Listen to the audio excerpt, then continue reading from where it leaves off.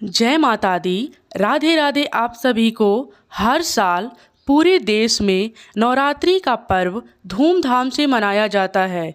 इस साल दुर्गा पूजा का प्रारंभ 15 अक्टूबर से हो चुका है।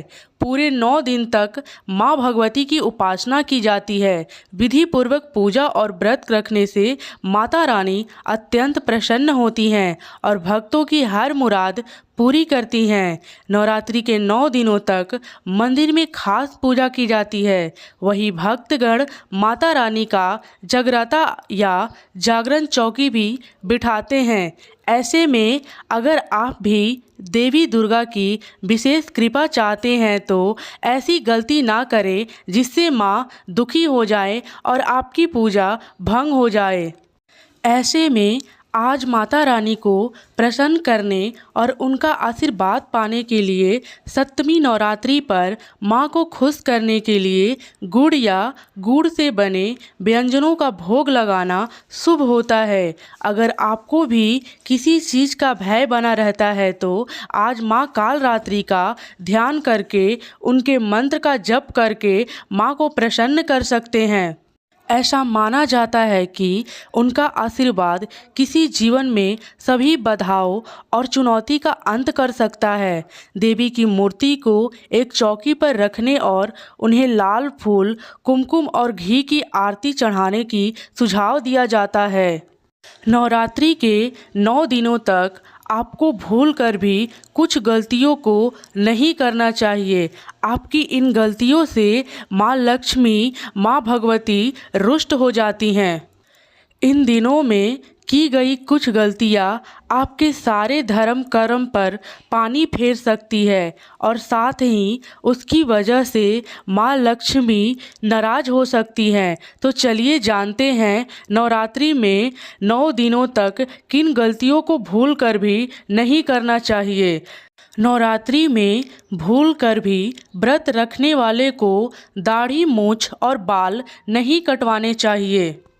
इन 9 दिनों के पावन पर्व पर बाल कटवाने की गलती कभी ना करें।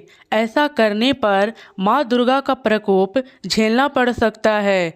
ऐसे में जो पुरुष 9 दिन की व्रत रखते हैं उन्हें भूल कर भी दाढ़ी और सिर का बाल नहीं कटवाना चाहिए। 9 दिनों तक नाखून नहीं काटना चाहिए। नवरात्रि के इन 9 दिनों के दौरान नाखून काटने की मनाही होती है। कहते हैं इन दिनों नाखून काटने से माँ दुर्गा नाराज होती हैं, इसलिए स्त्री हो या पुरुष दोनों को नाखून नहीं काटना चाहिए। यदि आप माँ दुर्गा का प्रतिमा के साथ अखंड ज्योत को जलाते हैं अर्थात अगर अखंड ज्योत जला रहे हैं तो इन दिनों घर खाली छोड़कर नहीं जाना चाहिए।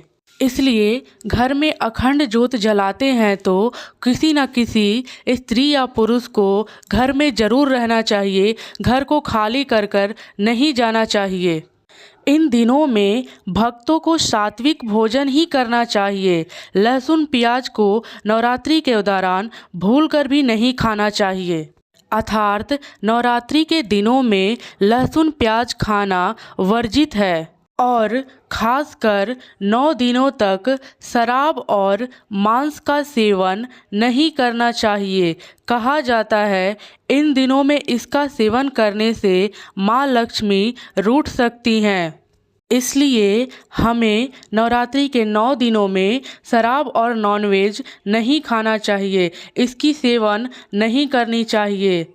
कई लोग व्रत करके अपने भूख को मिटाने के लिए तंबाकू चबाते हैं। यह गलती व्रत के दौरान बिल्कुल ना करें, इससे व्रत खंडित हो सकती है और माँ भगवती नाराज हो सकती हैं। ऐसे तो लोग साफ सुथरे कपड़े पहनते हैं, परंतु इस बात का भी खास ध्यान देना चाहिए कि 9 दिन का व्रत रखने वालों को भी गंदे और बिना धुले कपड़े नहीं पहनने चाहिए। उन्हें साफ सुथरा कपड़े पहनना चाहिए और व्रत करना चाहिए। ज़्यादातर लोग नवरात्रि के व्रत करने के बाद खास करके ये गलतियाँ स्त्री ज़्यादा करती हैं। विष्णु पुराण के अनुसार नवरात्रि व्रत के समय दिन में सोना निषेध है, अर्थात दिन में नहीं सोना चाहिए। व्रत रखने वाले लोगों को बेल्ट, चप्पल, जूते, बैग जैसे चमड़ों की चीज़ों का इस्तेमाल नहीं करना चाहिए।